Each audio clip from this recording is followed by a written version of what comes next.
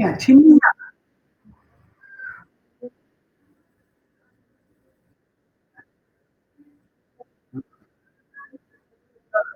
लोगों को ध्यान ध्यान दो आराम से।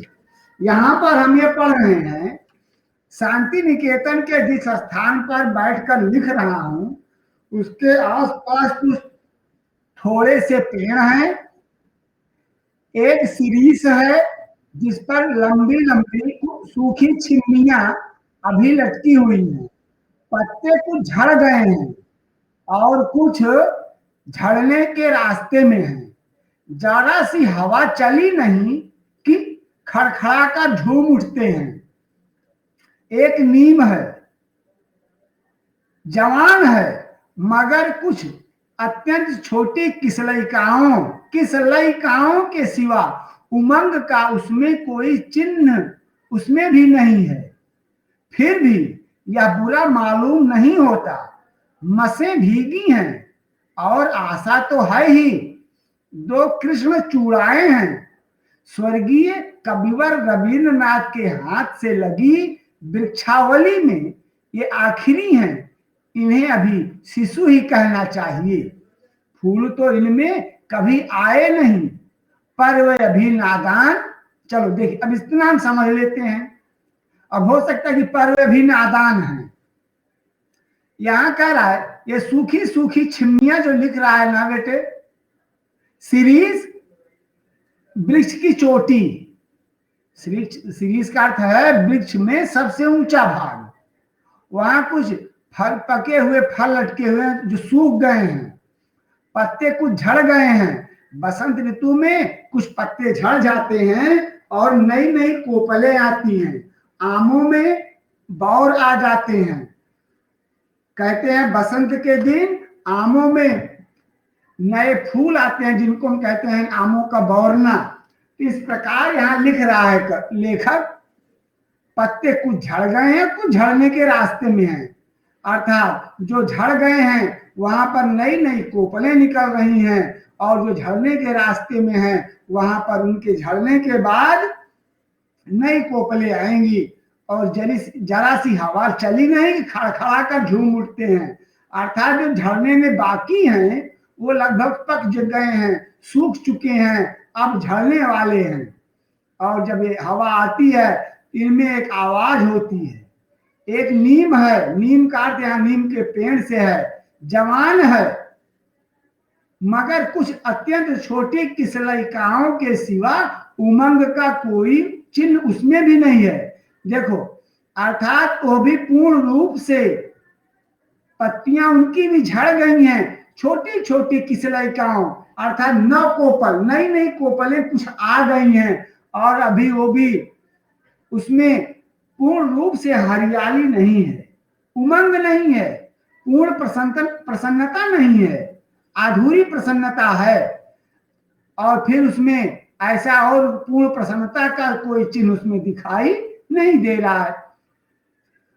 फिर भी बुरा मालूम नहीं होता। फिर भी वह नीम का पेड़ बहुत ही अच्छा, बहुत ही सुंदर दिखाई देता है।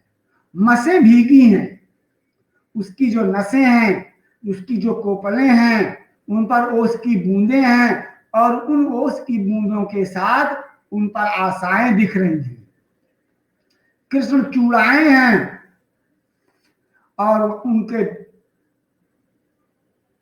जो वृक्ष हैं उनमें कराकृष्ण चूड़ाएं हैं, कुछ काले रंग के, उनमें कोपलों में ग्रंथ बंधन भी है।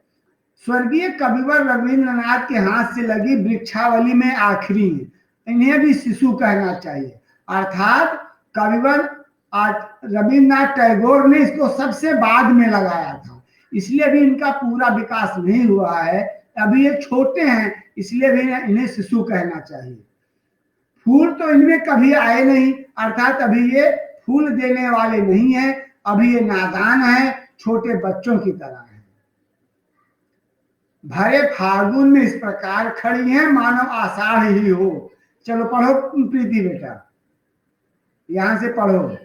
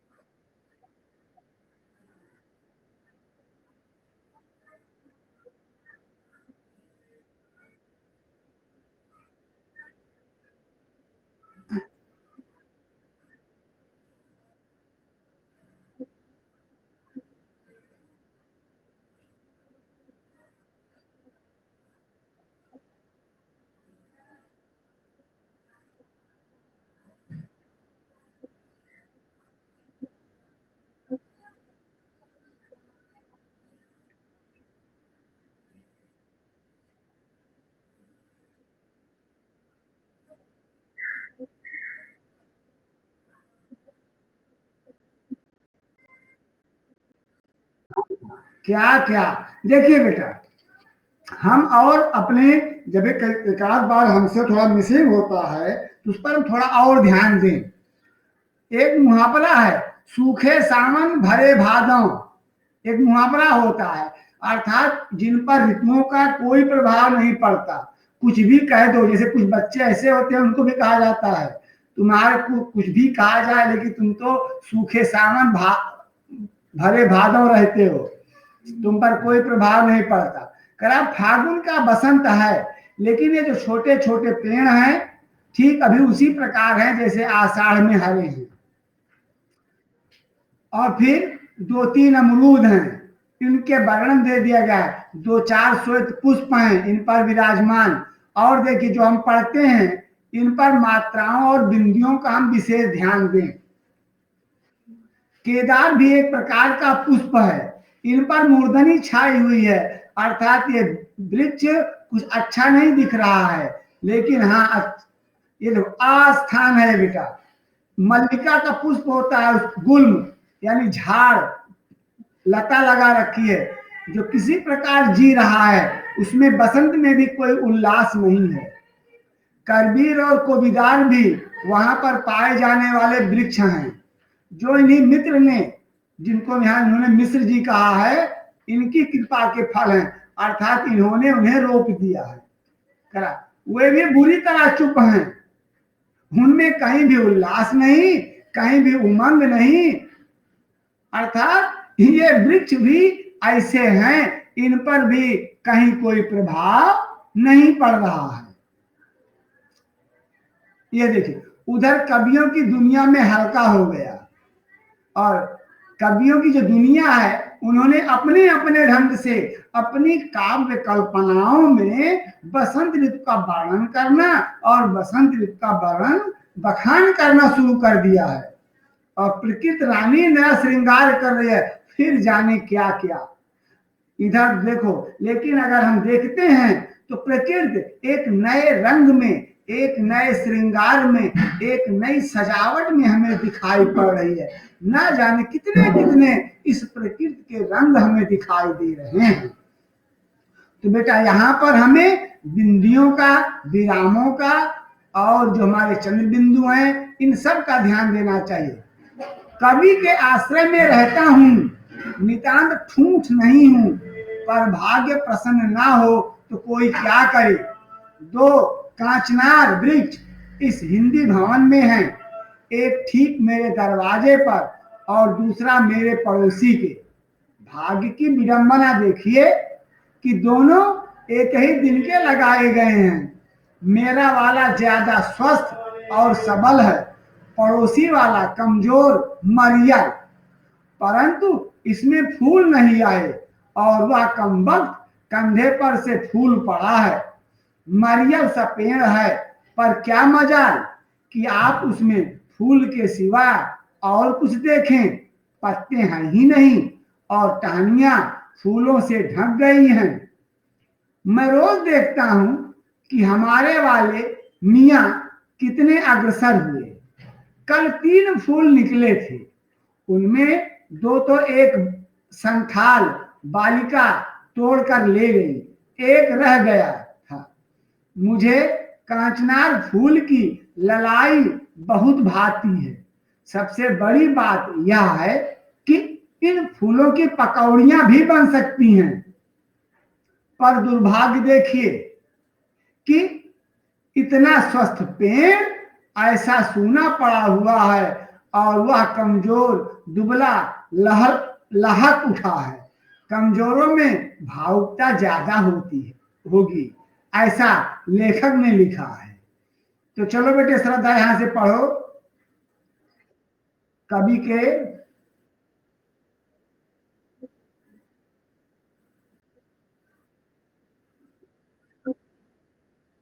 यहीं से जहां से पढ़े यहीं से पढ़ो। हाँ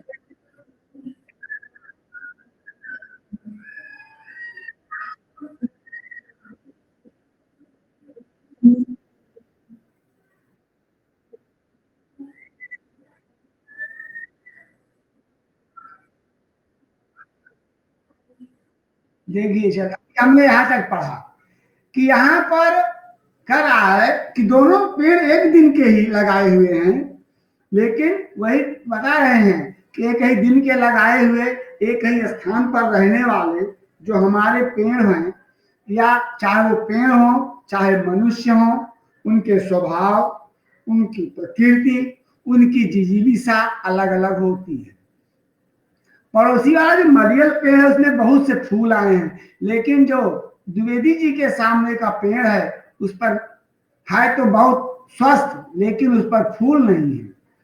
कहा एक दिन 3 फूल निकले थे।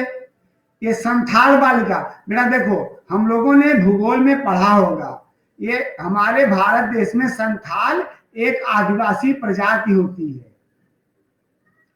करा उसको तोड़कर ले गई, और यहाँ पता है कांचनार का फूल अब यहाँ से स्पष्ट है कि लाल रंग का होता है, जो बहुत ही अच्छा लगता है, और लोग इन फूलों की पकौड़ियां भी बनाते हैं। पकौड़ी के नाम पे तो हम सब जानते हैं पकौड़ी क्या होती है। तो यहाँ पर लेखक सोच रहा है दुर्भाग्य है, इतना स्वस्थ पेड़ और ऐसा सूना पड़ा हुआ है, और ये जो कमजोर दुबला पतला पेड़ है उसमें इतने ज्यादा फूल आ गए हैं। इसलिए कभी लेखक ने लिखा है कि जो कमजोर होते हैं उनमें भावुकता ज्यादा होती है। जैसे कहते हैं संस्कृत में है बालानाम रोदनम बलम, कि जो बच्चे होते हैं उनके पास रोने का बल होता है। इस क्रम में यहां देते हैं पढ़ता लिखता हूं यही पेशा है, सो दुनिया के बारे में पोथियों के सहारे ही थोड़ा बहुत जानता हूं। पढ़ा है हिंदुस्तान के जवानों में कोई उमंग नहीं है, इत्यादि इत्यादि। इधर देखता हूं कि पेड़ पौधे और भी बुरे हैं, सारी दुनिया में हल्ला हो गया कि बसंत आ गया है, पर इन कमबख्तों को कोई खबर ही नहीं। कभी कभी सोचता हूं कि इनके पास तक संदेशा पहुंचाने का क्या कोई साधन नहीं हो सकता। महुआ बदनाम है कि उसे सबके बाद बसंत का अनुभव होता है, पर जामुन कौन अच्छी है, वह तो और भी बाद में फूलती है। और कालिदास का लाडला यह कर्णिकार, आप जेठ में मौज में आते हो हैं। मुझे ऐसा लगता है कि बसंत भागता भागता चलता है, देश में नहीं काल में। किसी का बसंत 15 दिन का है तो किसी का 9 महीने का। मौजी है अमरूद, 12 महीने इसका बसंत ही बसंत है। हिंदी भवन के सामने गंधराज पुष्पों की पात है, ये अजीब हैं, वर्षा में खिलते हैं, लेकिन ऋतु विशेष के उतने कायल नहीं हैं। पानी पड़ गया तो आज भी फूल सकते हैं। कवियों की दुनिया में जिसकी कभी चर्चा नहीं हुई ऐसी एक घास है विष्णु कांता। हिंदी भवन के आंगन में बहुत है, कैसा मनोहर नाम है। फूल और भी मनोहर होते हैं, जरा सा तो आकार होता है पर बलिहारी है उस नील मेदु रूप की। बादल की बात छोड़िए, जरा सी पुरवैया बह गई तो इसका उल्लास देखिए। बरसात के समय तो इतनी खिलती है कि मत पूछिए। मैं तो सोचता हूं इस नाचीज लता को संदेश कैसे पहुंचता है। थोड़ी दूर पर वह पलाश ऐसा फूला हुआ है कि ईर्ष्या होती है, मगर उसे किसने बताया कि बसंत आ गया है। मैं थोड़ा थोड़ा समझता हूं, बसंत आता नहीं ले आया जाता है, जो चाहे और जब चाहे अपने पर ले आ सकता है। वह मरियल कांचनार ले आया है, अपने मोटे राम तैयारी कर रहे हैं, और मैं इसके आगे प्रश्न चिन्ह लग गया। मुझे बुखार आ रहा है, यह भी नियत का मजाक ही है। सारी दुनिया में शोर हो गया है कि बसंत आ रहा है और मेरे पास आया बुखार। अपने कांचनार की ओर देखता हूं और सोचता हूं मेरी वजह से तो यह नहीं रुका है। इस प्रकार यहां पर लेखक ने बड़े ही मजाकिया लहजे में अपनी लेखनी का प्रभाव दिया है। क्योंकि ये पोथी तो हम लोग जानते हैं। हाँ बोलो बेटा। नेटवर्क की प्रॉब्लम हो गई है।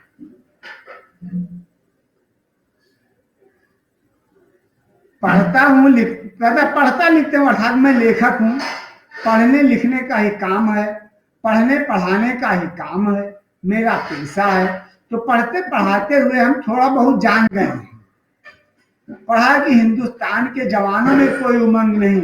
जो हमारी नई पीढ़ी है, जिसको हम जवान कहते हैं, यहाँ पर जवानों का मतलब सीमा पर डटे हुए जवान नहीं, यहाँ पर उम्र से जवान हैं, जिनको हम लोग उम्र से जवान कहते हैं, उनमें भी कोई उमंग नहीं है। आज के जवान तो ऐसे मालूम होता है कि जैसे निचोए हुए कपड़े हों, उनमें कोई उल्लास नहीं है, कुछ कर गुजरने की लालसा नहीं है। और कहा पेड़ पौधे तो और भी बुरे हैं। सारी दुनिया कह रही है कि बसंत ऋतु आई है, बसंत ऋतु आ गई है, लेकिन कुछ ऐसे भी पेड़ हैं, इन पर कोई प्रभाव नहीं। लेखक ने कहा कि शायद इनको संदेशा ना पहुंचा हो, या इनको संदेशा देने का कोई साधन ना हो। हम लोगों ने महुआ पेड़ का नाम सुना है ना बेटा? कहा तो बहुत बदनाम है, सबके बाद इसे बसंत आता है। और कहा जामुन भी कुछ ज्यादा अच्छी नहीं है, इसमें भी फूल और फल बसंत के बाद ही आते हैं। और कालिदास का लाडला एक कर्णिकार एक फूल है, जो जेठ में फूल देता है। इनके पास जेठ का समय अच्छा लगता है। ऐसा मालूम होता है कि बसंत भागता रहता है, बसंत भागता रहता है, देश में नहीं काल में चलता है। कोई 15 दिन में बसंत मना लेता है, तो कोई 9 महीने में, और कोई तो साल भर बसंत मनाता रहता है। कह रहा है अमरूद तो मन मौजी है, ये 12 महीने बसंत मना लेता है। क्योंकि हम लोगों ने देखा है कि बसंत अमरूद के पेड़ में फूल भी आते रहते हैं, फल भी आते रहते हैं, पकता भी रहता है, और फिर भी फूल आते रहते हैं। तो लेखक ने कहा कि ये अमरूद तो ऐसा फूल है जिसमें 12 महीने फूल आते रहते हैं, 12 महीने ये बसंत मनाता रहता है। तो यहाँ पर अनेक वृक्षों की, अनेक फूलों की लेखक ने संकल्पना दी है। ये कुछ तो 12 महीने फूल देते हैं, 12 महीने बसंत मनाते हैं अमरूद की तरह, और कुछ ऋतु विशेष में फल और फूल देते हैं। कहा ये गंधराज एक फूल है जो वर्षा की ऋतु में खिलता है, लेकिन अगर जब भी बरसात हो जाती है तब भी इसमें फूल आ जाते हैं। एक घास, ये जहां जो विष्णुकांता के नाम से लेखक ने लिखा है कि हिंदी भवन में लगी हुई है, इसमें नाम भी सुंदर है, फूल भी सुंदर आते हैं, नील वर्ण के। और बादलों की बात छोड़िए, अगर पूर्वा की हवा चलती है, इनमें और भी उल्लास आ जाता है, ये मस्ती में झूमने लगती है। और फिर ऐसे हम बैठे बैठे सोचने लगते हैं, इनको संदेशा कौन देता होगा, इनको संदेशा कौन देता होगा। लेकिन यह प्रकृति का खेल ही निराला है। प्रकृति को पढ़ने वाला और समझने वाला ही बहुत ही निराला है, इनको संदेश कौन देता होगा। और जो चाहे जब चाहे, यहां लिख रहा है थोड़ा थोड़ा समझ में आता है, बसंत आता नहीं। बसंत का तात्पर्य बेटा यहाँ प्रसन्नता से है, खुशियों से है। कहा ये खुशियां, ये प्रसन्नता किसी के पास आती नहीं है। आप व्यक्ति विशेष जब चाहे वो अपने आप उनको अनुभव कर सकता है, जब चाहे, जो चाहे, जब चाहे इन्हें अपने पास अपने पर ले आ सकता है, उनका अनुभव कर सकता है। हम अगर बुरा सोचते रहे अच्छा नहीं सोचेंगे, तुम दिन भर रोते रहेंगे, दिन भर चेहरे पर मुर्दनी छाई रहेगी, चेहरा नहीं खिलेगा। लेकिन कभी कभी हमारे मन में, हमारे विचारों में ऐसी भावनाएं आ जाती हैं कि हम प्रसन्नचित हो जाते हैं। तो इसी को लेखक ने कहा कि जब हम प्रसन्नचित हो जाते हैं तो ये समझ लेना चाहिए कि हमारे पास आज बसंत आ गया है।